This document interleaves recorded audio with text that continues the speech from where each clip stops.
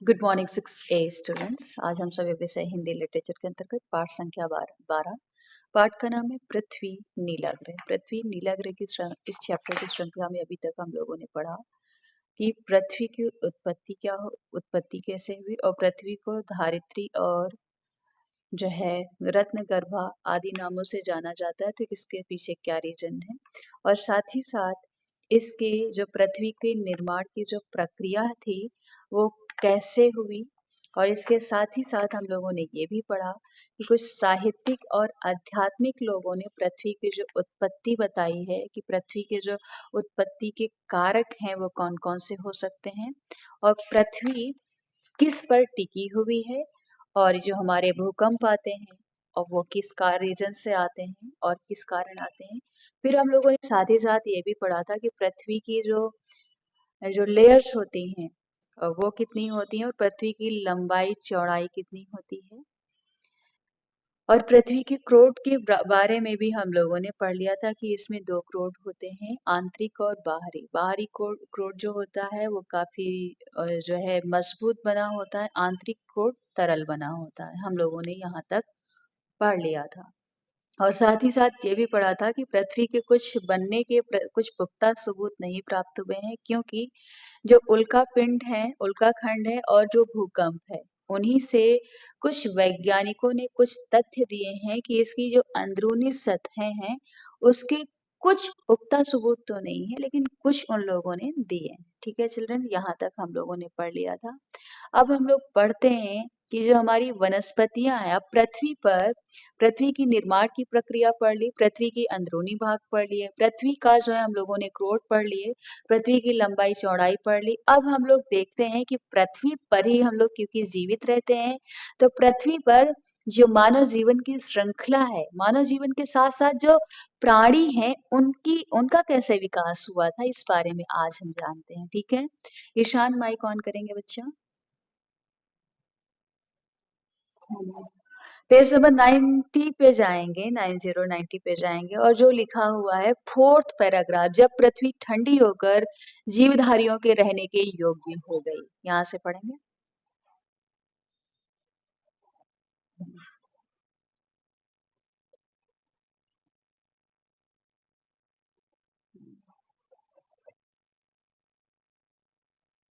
हम्म, हम्म,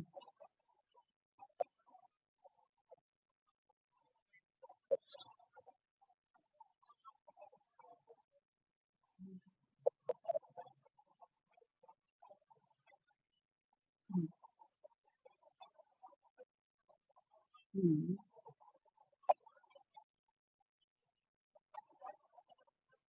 हम्म,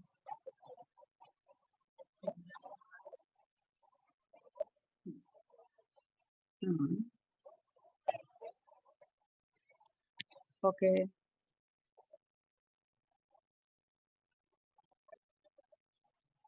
हम्म,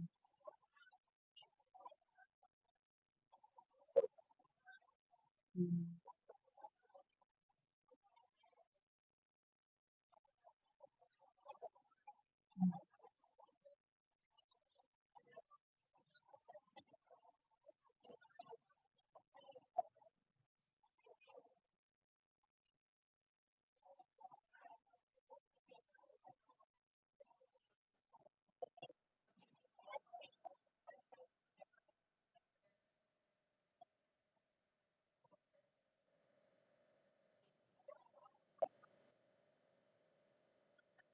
ओके बेटा, गुड, चलिए जिब्रान आप पढ़ना चाहेंगे?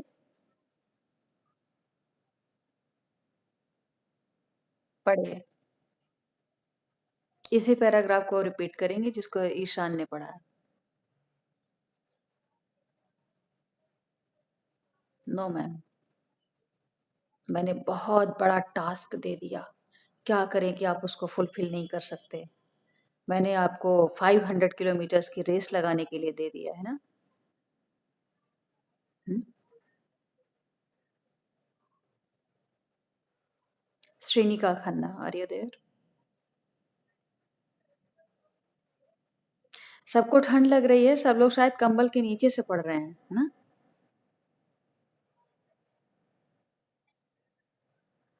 ओके, आमना और ईशान बाहर निकल के पढ़ रहे हैं ना? Very very good. चलिए, रितिका, रितिका भी बाहर निकल के पढ़ रही है। चलिए बाबू पढ़िए।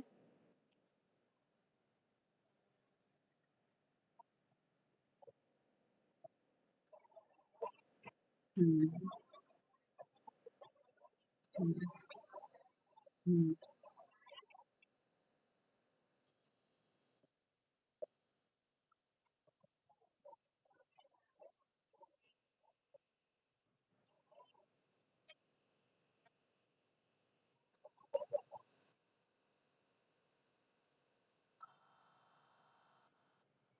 हम्म, ताली, हम्म, एक कुश्ती है। हम्म, हम्म,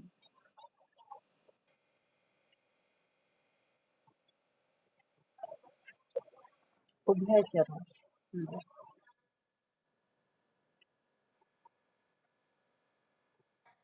हम्म,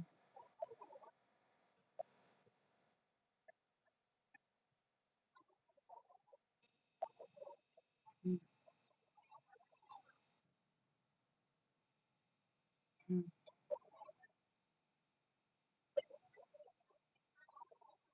हम्म, हम्म।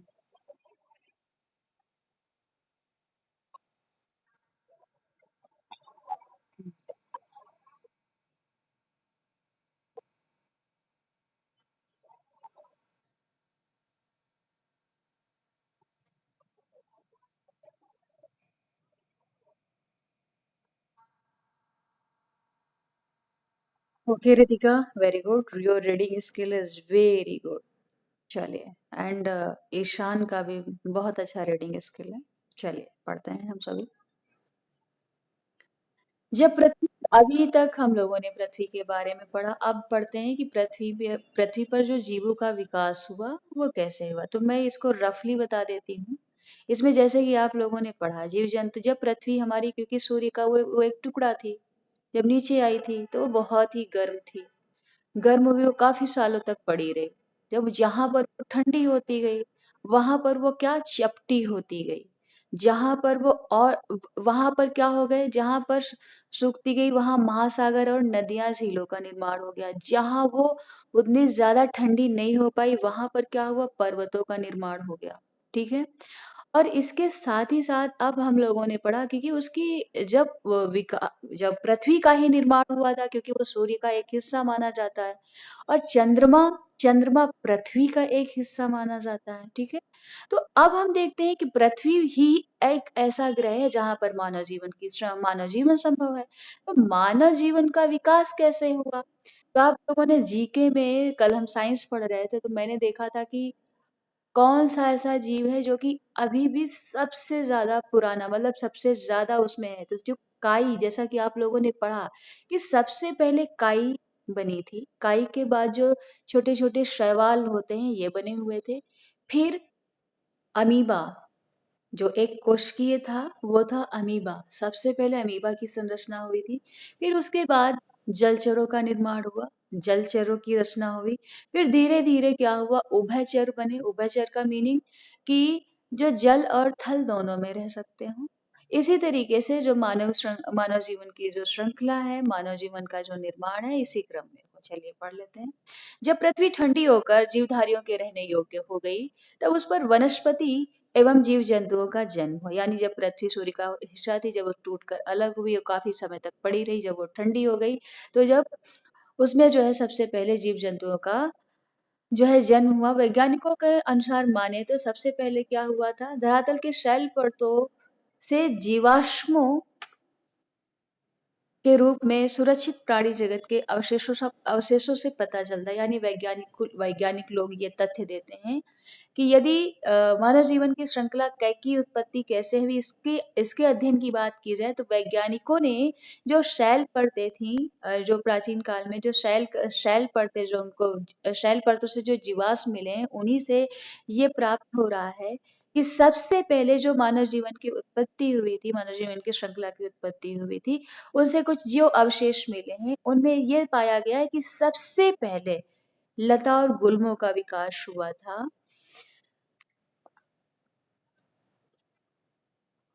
सबसे पहले वनस्पति का जन्म हुआ। जो वनस्पतियों में भी जो सबसे पहले थी वो थी काई। काई के बारे में आप लोग जानते होंगे कि काई क्या होती, कौन नहीं जानता है काई के बारे में? यस आमना, आप कुछ पूछना चाहती हैं, बताएं।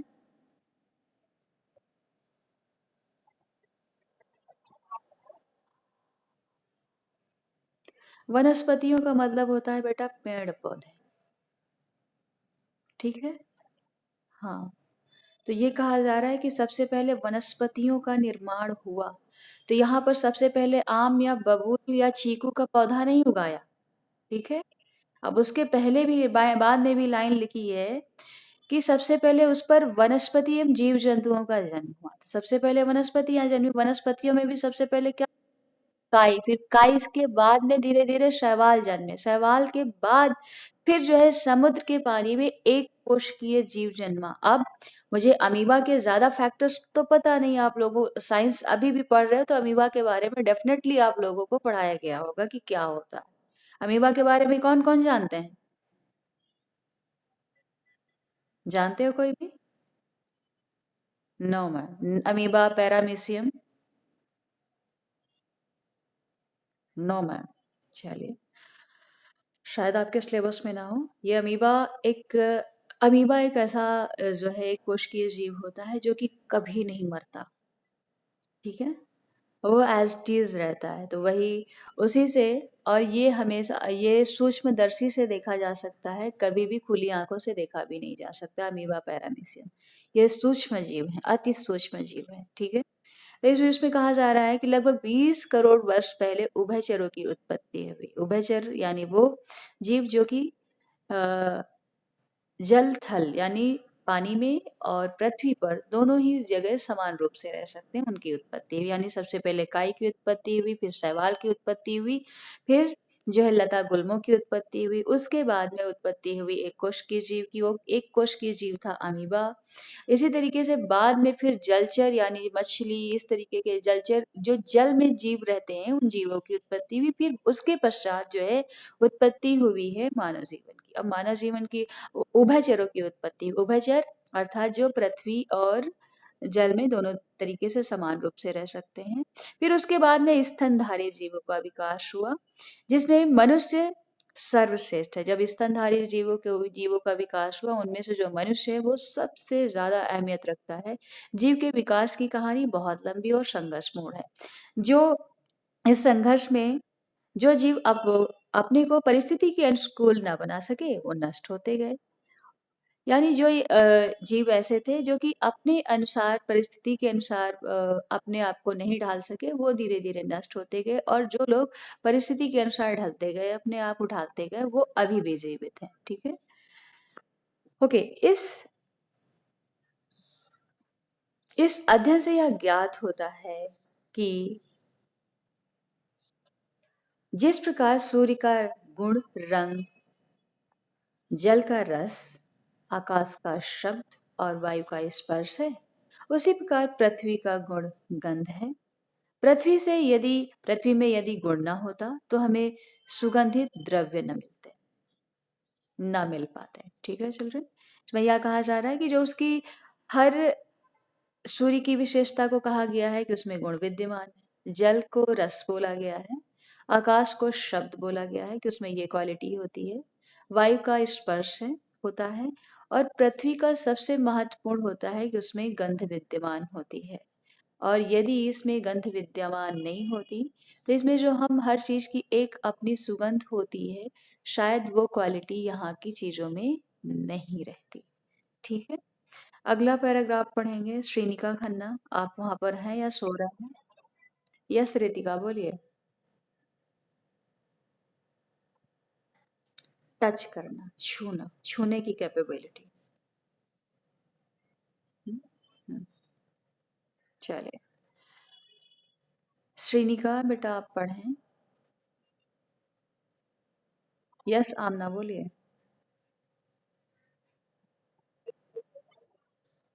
हाँ, गंध मतलब स्मेल। चलिए। श्रेयांशी आप माइक ऑन करेंगी? चलिए, माइक ऑन करें अपना और उसको पढ़ें। अगला पैराग्राफ। हम्म,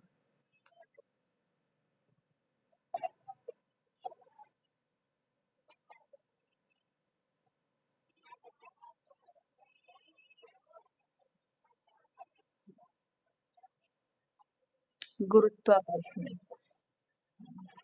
हम्म, हम्म,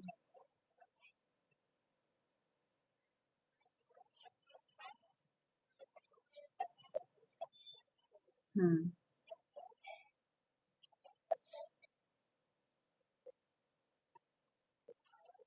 केंद्र की ओर। आकर्षित, आकर्षित, अट्रैक्ट, आकर्षित करती है। हम्म, हम्म, हम्म।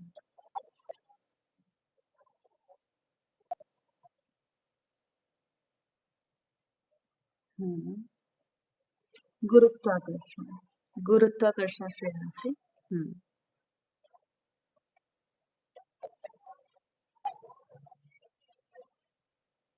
खड़े, खड़े, स्टैंड। हम्म, हम्म, हम्म,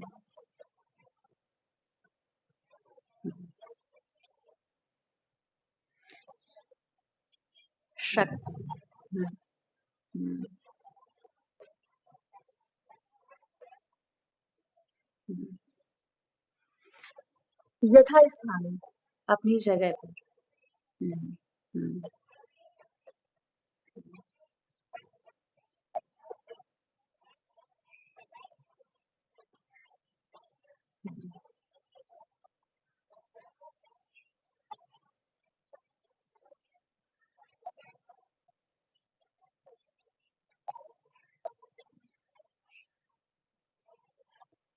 भारतीय।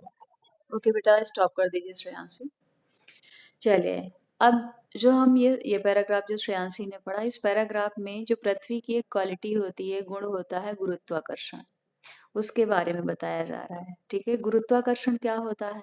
आप लोग जानते हो गुरुत्वाकर्षण क्या होता है? जानते हो? गुरुत्वाकर्षण वो होता है जब पृथ्वी अपनी तरफ कोई किसी भी चीज को खींचती है, तो वो उसकी गुरुत्वाकर्षण की शक्ति होती है। और ये क्वालिटी पृथ्वी में ही प्लेनेट जो है उसमें विद्यमान है, क्योंकि उस गुरुत्वाकर्षण जो नियम है उसकी किसने खोज की थी साइंस में? कोई बता सकता है? कौन बताएगा? यस, प्रभाव न्यूटन ने किया था। चलिए, वेरी गुड। अब इसमें ये कहा जा रहा है कि पृथ्वी के जो अन्न उत्पादन की क्षमता, मैं इसको विदाउट रीड किए हुए बता देती हूँ। पृथ्वी में सब लोगों को पता था कि अन्न उत्पादन की क्षमता तो पहले से ही विद्यमान थी, क्योंकि आदिकालीन जो हमारे लोग हुए हैं उन्होंने अन्न उत्पादन इन्हीं पर से किया था और अपने जीवन को चलाया था सुचारू रूप से। लेकिन इसके साथ साथ पृथ्वी में एक और क्वालिटी, एक और गुण विद्यमान होता है, वो होती है गुरुत्वाकर्षण की क्षमता। अब बात आती है गुरुत्वाकर्षण क्या होता है, तो पृथ्वी में हर चीज को अपनी तरफ, नीचे की तरफ खींचने की क्षमता होती है। वो ना ही दाएं जाती है और ना ही बाएं जाती है, ना ही वो, दिशाएं तो चारों तरफ हैं। और कोई चीज नीचे की ही तरफ क्यों गिरती है? क्योंकि उसमें गुरुत्वाकर्षण की क्षमता है। और इसके साथ ही साथ हम चीजों को यथा स्थान पर, यानी जिस स्थान पर रखना चाहे उसी स्थान पर रख देते हैं और वो टिकी रहती है। ये गुण केवल और केवल पृथ्वी पर ही विद्यमान है।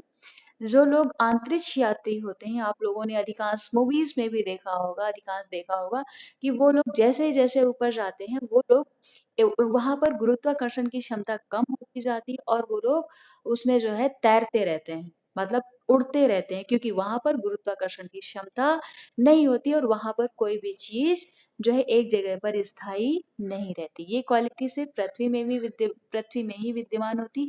इसके साथ साथ कुछ अन्य ग्रहों में भी ये आकर्षण की शक्ति है। इसीलिए जो है ज्वार भाटा, जो समुद्र में ज्वार भाटा आता है, वो इसी गुरुत्वाकर्षण की शक्ति के कारण आता है चिल्ड्रन। ठीक है, अगला पैराग्राफ पढ़ेंगे आप।